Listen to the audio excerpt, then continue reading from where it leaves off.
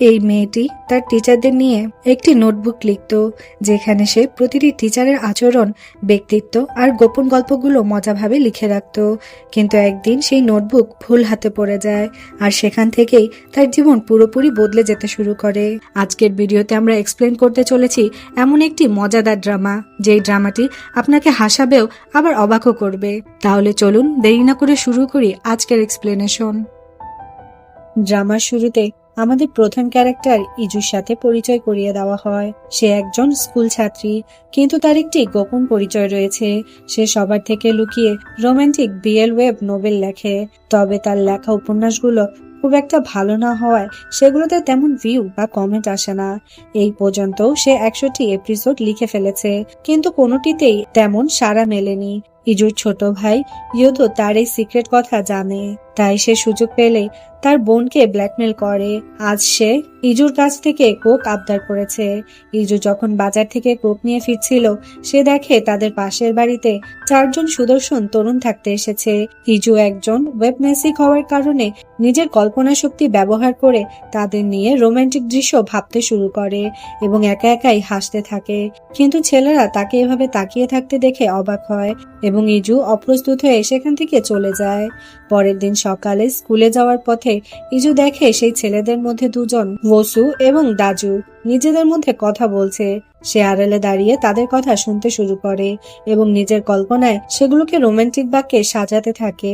ঠিক তখনই একটি পোকা তার মুখে এসে বসায়। সে ফোনের স্ক্রিনে তার নিজের চেহারা দেখছিল, কিন্তু উসু এবং দাজুং মনে করে ইজু লুকিয়ে তাদের ভিডিও করছে। উসু বেশ রাগী স্বভাবের ছেলে। সে ইজুর কাছে এসে ফোন চেক করতে চায়। ইজু তার ফোনের ডিসপ্লে দেখাতে রাজি ছিল না। এক পর্যায়ে ধস্তাধস্তিতে ইজুর ফোনটি মাটিতে পড়ে গিয়ে স্ক্রিন ফেটে যায়। দাজুং ফোনের ক্ষতিপূরণ দিতে চাইলেও উসু ইজুকে অপমান করে কথা বলে। ইজু রেগে সেখান থেকে চলে যায়। ইজু তার স্কুলে পৌঁছালে তার প্রিয় বান্ধবী গয়ার সাথে দেখা হয়। গয়া মাঝে মধ্যেই প্রেমে পড়ে এবং তার ব্রেকআপও হয়। সে তার নতুন ব্রেকআপের গল্প শোনায়। স্কুলে 4 জন নতুন তরুণ শিক্ষক জয়েন করেছে। ছাত্রীরা তাদের দেখার জন্য টিচার রুমে ভিড় জমায়।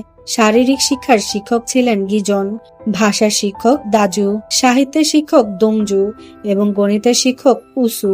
দংজুকে দেখে গয়া প্রথম দেখাতে প্রেমে পড়ে যায়, কিন্তু ইজু উসুকে দেখে আটকে ওঠে।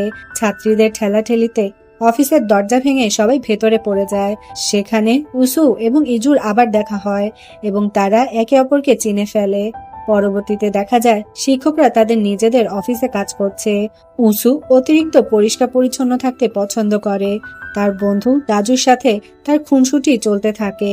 অন্যদিকে ইজু এবং গয়া টিফিন ব্রেকে শিক্ষকদের নিয়ে কথা বলছিল। গয়া দাজুংকে তার ফার্স্ট স্নো বা প্রথম ভালোবাসা হিসেবে মেনে নিয়েছে। শেষে ইজু যখন ক্লাসে ফিরে আসে, সে দেখে তাদের নতুন হোমরুম টিচার হিসেবে উসু ক্লাসে এসেছে। ইজু এবং উসু একে অপরের দিকে অদ্ভুত দৃষ্টিতে তাকিয়ে থাকে। পরের সিনে উসু সবার অ্যাটেন্ডেন্স নিচ্ছিল, যেখানে ক্লাসের সব মেয়েরাই তার দিকে হাঁ করে তাকিয়ে আছে। তারা মনে করছে যে তারা অনেক লাকি, কারণ উসুকের মতো হ্যান্ডসাম একজন মানুষ তাদের হোমরুম টিচার হয়েছে। এখন থেকে তারা অঙ্কও মন দিয়ে করবে। অন্যদিকে ইজু বেশ বিরক্ত হয়ে উসুকের দিকে তাকিয়ে আছে। উসুক যখন হাসুর নাম নেয়, সে জানায় যে সে অনেক ইমপ্রেস, কারণ হাসু কেএমওতে গোল্ড মেডেল জিতেছে। ইজু আর গয়া বুঝতে পারে না এই কেএমও জিনিসটা কি।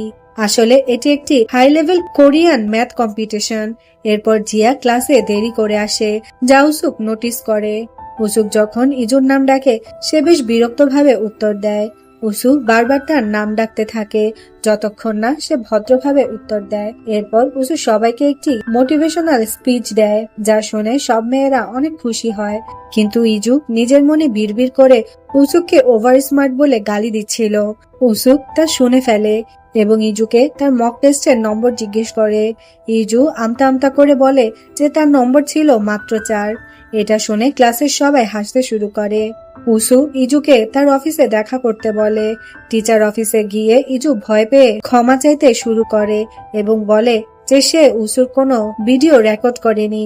কিন্তু উসু জানায় সে তাকে ক্ষমা চাওয়ার জন্য নয়, বরং তার কম নাম্বারের জন্য ডেকেছে। উসু তাকে 20 পৃষ্ঠার একটি সরি এসে লিখে আনতে বলে। ইজু চলে যাওয়ার সময় ডংজু তার জন্য দরজা খুলে দেয় এবং তার সাথে কথা বলে। এটা দেখে ইসু কিছুটা জেলাস ফিল করে। রাস্তায় ডংজু ইজুকে বলে যে ইসু মানুষটা খারাপ নয়, তবে সে একটু চাইল্ডিশ আর ইনম্যাচিউর। ইজু ডংজুর সুন্দর চেহারার দিকে তাকিয়ে মুগ্ধ হয়ে যায়। এরপর ইজু ক্লাসে গিয়ে জিয়াকে ঘুম থেকে তোলে এবং বলে যে উসুক তাকে ডেকেছে।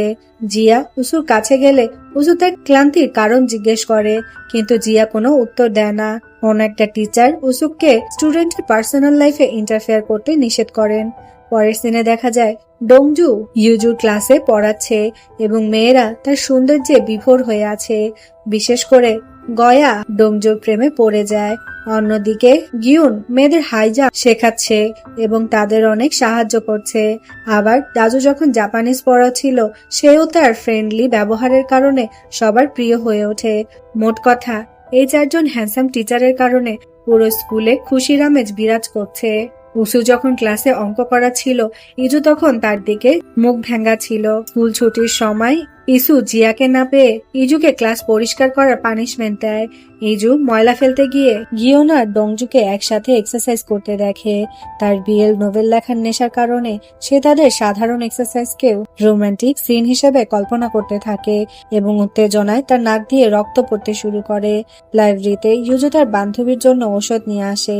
সে তার বিএল নোভেলের জন্য নতুন কোনো টপিক পাচ্ছিল না। হঠাৎ তার গিউন আর ডংজুর কথা মনে পড়ে এবং সে তাদের নিয়ে একটি লাভ স্টোরি কল্পনা করতে থাকে। তবে টিচারদের নিয়ে নোবেল লেখা ঠিক হবে না ভেবে সে নিজেকে থামিয়ে দেয়। এরপর চার বন্ধুর ঘর দেখানো হয়। ডংজু সবার জন্য নাস্তা বানাচ্ছে আর বাকিরা ঘুম থেকে ওঠার চেষ্টা করছে। এই বাড়িটি আসলে দাজুর, আর বাকিরা এখানে রেন্টে থাকে। তারা নিজেদের মধ্যে ছোটখাটো বিষয় নিয়ে অনেক মজা এবং খুনসুটি করে। পরের দিন ক্লাসে ডংজু যখন পড়াচ্ছিল, উইজু তাকে স্ক্যান করে তার নোভেলের ক্যারেক্টার হিসেবে নোট নিচ্ছিল। গয়া ডংজুকে একটি গিফট দেয় এবং কল্পনায় তুষারপাত দেখতে পায়। গ্রাউন্ডে গিউন মেয়েদের রেস করাচ্ছিল। উইজু সবচেয়ে পেছনে থাকলেও গিউন যখন তাকে মোটিভেট করতে কাছে আসে, ইউজু আবারও গিউন আর ডংজুকে নিয়ে রোমান্টিক সিন কল্পনা করতে থাকে। এই কল্পনা জোরেই সে অনেক দূর দৌড়াতে শুরু করে এবং রেসে ফার্স্ট হয়। গিউন তার দৌড়ানোর প্রতিভা দেখে মুগ্ধ হয় এবং তাকে ট্রেনিং দেওয়ার অফার দেয়। ইউজু মনে মনে ভাবে যে সে তার টিচারদের সাথে এমন ব্যবহার দেখে তার নিজের হার্টবিট কেন বাড়ছে। সে কি তাদের প্রেমে পড়েছে? পরের সিনে আমরা দেখি উজু গল্প লিখতে বসেছে। সে উপন্যাসের জন্য ইতিমধ্যে দুটি চরিত্র চূড়ান্ত করলেও লাভ ট্রায়াঙ্গেলের জন্য তৃতীয় কাকে বানাবে সেটা নিয়েই দ্বিধায় ছিল। প্রথমে সে দাজু স্যারকে নিয়ে ভাবলেও পরে তাকে বাদ দিয়ে দেয়। এরপর ডংজুর মুখে উসুর প্রশংসা এবং রাগী স্বভাবের কথা মনে করে সে উসুকে তৃতীয় চরিত্র হিসেবে চূড়ান্ত করে। ইউজু তার উপন্যাসের প্লটটি এভাবে সাজায়: উসুক একজন গণিত জিনিয়াস, কিন্তু প্রচন্ড রাগী এবং অহংকারী। সে ডংজুর সাথে কলেজে পড়াশোনা করে এবং তারা একে অপরকে ডেট করছে। উসু মনে মনে ডংজুকে খুব পছন্দ করলেও প্রকাশ্যে তাকে সবসময় বিরক্ত করে। অন্যদিকে গল্পের তৃতীয় চরিত্র প্রিটি টিচার গিজন স্কুল থেকে ডংজুকে পছন্দ করে। একদিন উসুর আচরণে ডংজু বিরক্ত হয়ে চলে যেতে চাইলে উসু অনুতপ্ত হয়ে ফিরে আসে, কিন্তু ডংজু তাকে তাড়িয়ে দেয়। এই সুযোগে গিজন ডংজুর কাছাকাছি আসার চেষ্টা করে। ইউজু নিজের এই মাস্টারপিস গল্পের নাম দেয় উই ওয়ার ফ্রেন্ড। ইউজু ভাবতে থাকে শিক্ষকরা তার উপন্যাসের চরিত্র জেনে গেলে কি হবে। পরদিন স্কুলে যাওয়ার পথে ইউজু দেখে উসু বাসে করে স্কুলে যাচ্ছে। হঠাৎ উসুর মুখে পাখির বিষটা পড়লে সে আতঙ্কে অজ্ঞান হয়ে যায়, কারণ সে একদমই অপরিচ্ছন্নতা সহ্য করতে পারে না। ইউজু রুমাল দিয়ে তার মুখ পরিষ্কার করে দেয়। জ্ঞান ফেরার পর উসু চশমা ছাড়া ঝাপসা দেখছিল। ইউজু তাকে সাহায্য করতে গিয়ে দুর্ভাগ্যবশত তার চশমাটি পা দিয়ে ভেঙে ফেলে। ভয়ে সে ভাঙা চশমাটি ব্যাগে লুকিয়ে উসুকের কাছে মিথ্যে বলে যে সে চশমাটি খুঁজে পায়নি। দেরি হয়ে যাওয়ায় ডংজু এবং অন্য শিক্ষকরা গাড়িতে করে উসুককে নিতে এলে ইউজুও তাদের সাথে গাড়িতে লিফট নেয়। গাড়িতে বসে সে তার বান্ধবী গোয়াকে মেসেজ করে সব জানায়। গিজং এবং ডাজং এর মধ্যে কথোপকথন শুনতে গিয়ে ইউজু তাদের কথা ভুল বুঝে এবং নিজের মধ্যে আজেবাজে চিন্তা করার জন্য সৃষ্টিকর্তার কাছে ক্ষমা চায়। স্কুলে পৌঁছে ইউজু ভয়ে গাড়ি থেকে নামে না, যাতে অন্য মেয়েরা তাকে শিক্ষকদের গাড়িতে দেখে ভুল না বোঝে। পরে গাড়ি পার্কিং এ রাখা হলে সে চুপচাপ নামে। উসু তাকে তার এসে দ্রুত জমা দেওয়ার নির্দেশ দেয়। ক্লাসে উসু সিঙ্গাপুর থেকে আসা নতুন ছাত্রী জেনির সাথে সবার পরিচয় করিয়ে দেয়। ইউজু লক্ষ্য করে চশমা না থাকায় উসুর বেশ কষ্ট হচ্ছে, যা দেখে তার খারাপ লাগে। এদিকে জেনি তার ক্লাসমেটদের জানায় যে সে ভুল করে সিওলের বদলে এই স্কুলে চলে এসেছে। পরে অবসরে ইউজু চশমাটি আঠা দিয়ে জোড়া লাগানোর চেষ্টা করেও ব্যর্থ হয়। এরপর ডাজু স্যারের ক্লাসে যখন সবাই জাপানিজ ভাষা শিখছিল, তখন ইউজু লুকিয়ে উসু স্যারের দেওয়া এসেটি লিখছিল। ডাজু স্যার তাকে হাতে নাতে ধরে ফেলে এবং উসু স্যারের কাছে অভিযোগ করার জন্য তাকে স্টাফ রুমে নিয়ে যায়। ডাজু ইউজুকে উসুর কাছে নিয়ে গিয়ে অভিযোগ করে যে তার ক্লাসের ছাত্রী ডাজুর ক্লাসে পড়া বাদ দিয়ে উসুর দেওয়া সরি এসে লিখছিল। ডাজু উসুককে এর একটা ব্যবস্থা নিতে বলে। তখন উসু ইউজুকে বকাঝোকা করে এবং এসিটি পড়ে শোনাতে বলে। ইউজু লজ্জিত হয়ে জিজ্ঞেস করে যে তাকে কি সবার সামনে এটি পড়তে হবে। উসু সম্মতি দিলে ইউজু এসেটি পড়তে শুরু করে। সেখানে সে প্রথমে গণিত ছেড়ে দেওয়ার জন্য দুঃখ প্রকাশ করে, কিন্তু পরক্ষণেই গণিতের সমালোচনা করতে শুরু করে। এটি শুনে ডাজুং এবং গিজং হাসতে থাকে। উসুক বিরক্ত হয়ে জিজ্ঞেস করে যে সে ক্ষমা চাইছে নাকি অভিযোগ করছে। এরপর উসুক তাকে নির্দেশ দেয় যে এখন থেকে তাকে তার ক্লাসমেট জিয়ার ওপর নজর রাখতে হবে। যদি জিয়া ক্লাসে অনুপস্থিত থাকে তবে জিয়ার 2 পয়েন্ট কাটা যাবে, কিন্তু ইউজুর 4 পয়েন্ট কাটা যাবে। ইউজু এতে অনেক অবাক হয়ে যায়। সে উসুককে অনুরোধ করার চেষ্টা করলেও উসুক তার কথা শোনে না। ইউজু মন খারাপ করে সেখান থেকে চলে যায়। সে তার ফ্রেন্ডসদের সব খুলে বলে। তারা উসুককে নিয়ে নানান মন্তব্য করে। গয়া তখন ইউজুকে একটি বুদ্ধি দেয়। পরবর্তী দৃশ্যে দেখা যায় ইউজু মেকআপ করে মুখ সাদা করে ক্লাসে অসুস্থ হবার ভান করে বসে আছে। উসু তার চালাকি ধরে ফেলে এবং তাকে অনেকগুলো কঠিন অঙ্ক করতে দেয়। ইউজু অঙ্কগুলো করতে না পারায় উসুক তাকে আবারও 10 পাতার এসে লেখার শাস্তি দেয়। ইউজু মনে মনে অনেক রাগ হয়ে চিন্তা করতে থাকে যে সে উসুককে তার উপন্যাসে খুব বকাঝোকা করছে। কল্পনায় সে নিজেকে একজন লেখিকা এবং উসুককে একজন বাজে অভিনেতা হিসেবে ফুটিয়ে তোলে। পরের দৃশ্যে তারা সবাই মিলে দুপুরে খাবার খেতে বসে। সেখানে তাদের বান্ধবী জেনি তার ব্রাজিলিয়ান প্রেমিকের গল্প শোনায়। ইউজু এই কথাগুলো মন দিয়ে শুনতে থাকে, যাতে সে তার উপন্যাসের ডায়লগ হিসেবে এগুলো ব্যবহার করতে পারে। এদিকে উসু তার চোখের পরীক্ষা করিয়ে জানতে পারে যে তার বিশেষ চশমাটি তৈরি হতে আরো 2 সপ্তাহ সময় লাগবে। সে ইউজুর মায়ের ওষুধের দোকানে ওষুধ নিতে যায়। সেখানে ড্রপ দেওয়ার জন্য উসু যখন চশমা খোলে, ইউজুর মা তার চেহারার সৌন্দর্যে মুগ্ধ হয়ে তাকে কমিক হিরোর সাথে তুলনা করেন। পরের দিন গিজং ইউজুকে একটি আবেদনপত্র দেয়।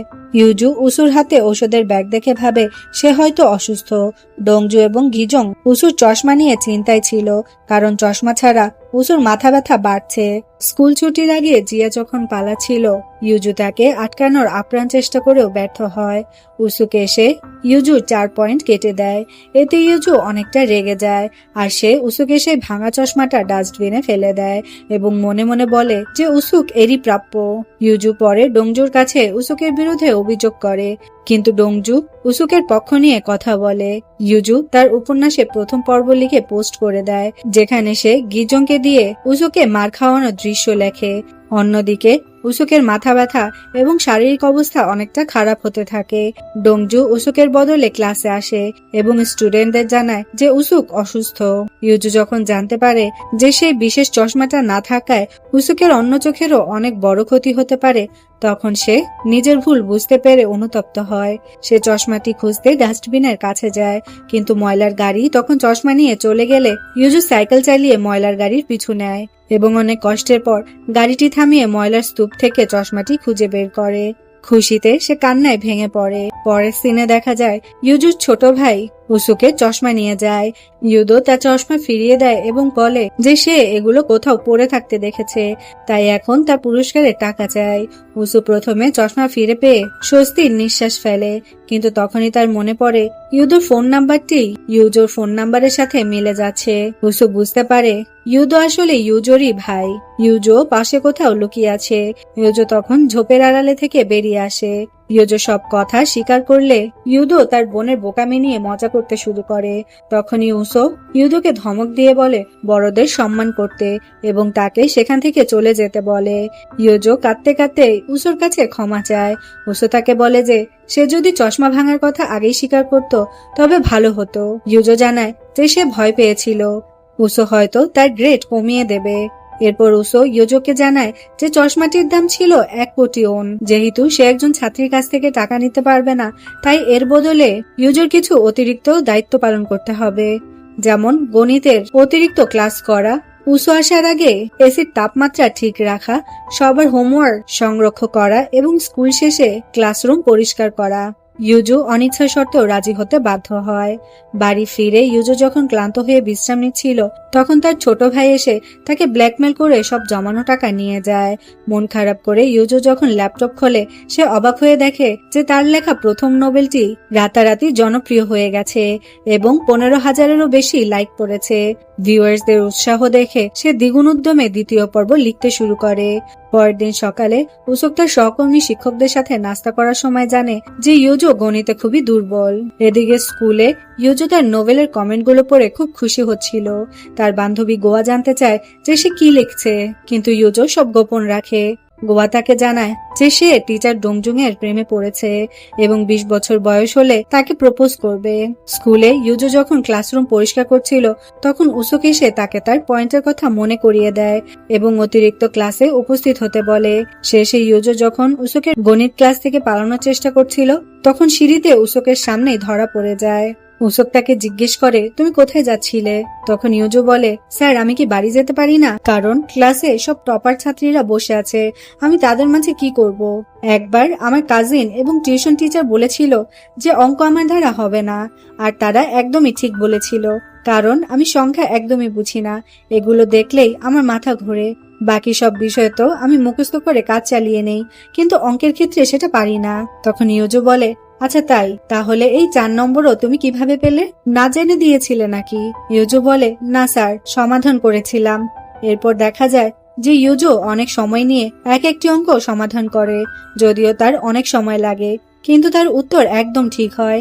এটা শুনে উসো বলে, দেখলে তো, আমি জানতাম তুমি অঙ্ক করতে পারবে, কারণ ইতিহাসের বড় বড় গণিতবিদরাও বছরের পর বছর এভাবে হিসেব করে অঙ্ক সমাধান করতেন। অঙ্কের জন্য শুধু একাগ্রতার দরকার, আর সেটা তোমার মাঝে আছে, চলো আমার সাথে। এই বলে সে উসুককে জোর করে ক্লাসে নিয়ে যায়। ক্লাসে উসুক পড়াচ্ছিল, কিন্তু ইয়োজো পড়াশোনায় একদমই মন ছিল না। সে দেখে যে হাসু ক্লাসের মাঝখানে লিপস্টিক লাগাচ্ছে। ইয়োজো বুঝতে পারে যে হাসুর আসলে গণিত শিক্ষকের উপর ক্রাশ আছে।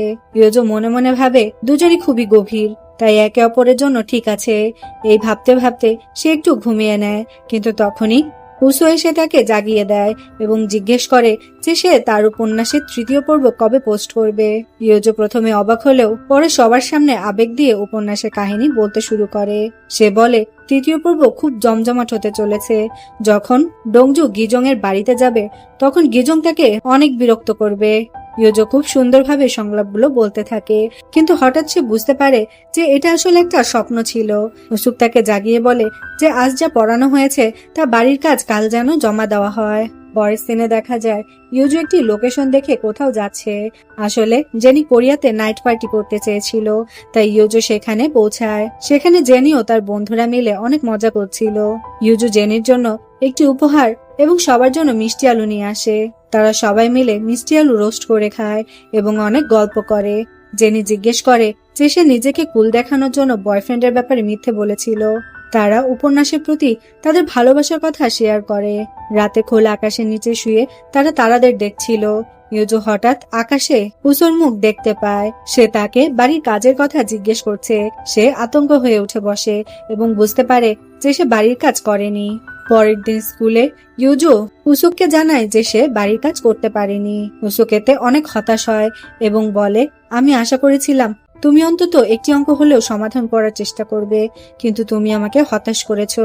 ইয়োজো এতে অনেক মন খারাপ করে এবং ক্ষমা চেয়ে সেখান থেকে চলে যায়। তবে বাইরে এসে সে ঠিক করে যে সে তার উপন্যাসের পরবর্তী পর্বের জন্য এখান থেকে ভালো আইডিয়া পেয়ে গেছে। সে লাইব্রেরিতে গিয়ে মন দিয়ে তার উপন্যাস লিখতে থাকে। সে উসুকের বলা কথাগুলোই উপন্যাসের সংলাপে ব্যবহার করে এবং কিছু সাহসী দৃশ্য যোগ করে। সে তার লেখার সাফল্যে খুব খুশি ছিল, কিন্তু হঠাৎ সে একটি পরিচিত স্মেল পায় এবং বুঝতে পারে যে উসুক ঠিক তার পেছনে দাঁড়িয়ে আছে। ইয়োজো ল্যাপটপ বন্ধ করার চেষ্টা করলেও উসুক তাকে থামিয়ে দেয় এবং পুরো উপন্যাসটি পড়ে ফেলে। উসুক বুঝতে পারে যে উপন্যাসের চরিত্রগুলো আসলে তাদের 4 বন্ধুর উপর ভিত্তি করেই লেখা। সে ইয়োজোকে অনেক বকা দেয় এবং বলে যে সে অনেক সীমা লঙ্ঘন করেছে। ইউজু শেষে নিজের ভুল স্বীকার করে এবং বলে যে তাদের চারজনের কেমিস্ট্রি এত ভালো যে সে নিজেকে লিখতে বাধা দিতে পারেনি। উসুক তাকে উপন্যাসটি মুছে ফেলতে বলে, কিন্তু ইউজু হাত জোর করে মিনতি করতে থাকে যেন তাকে সেটা করতে না বলা হয়। আর এই দৃশ্যের সাথেই এই পর্বটি এখানেই শেষ করছি। তবে এর বাকি অর্ধেকটুকু আমি আরেকটি ভিডিওতে আপলোড করব। এই ড্রামাটি কেমন লাগলো আপনাদের কাছে অবশ্যই কমেন্ট করে জানাতে ভুলবেন না। যদি ভালো লাগে তাহলে অবশ্যই একটি লাইক করবেন এবং আমার চ্যানেলটি সাবস্ক্রাইব করে পাশে থাকবেন।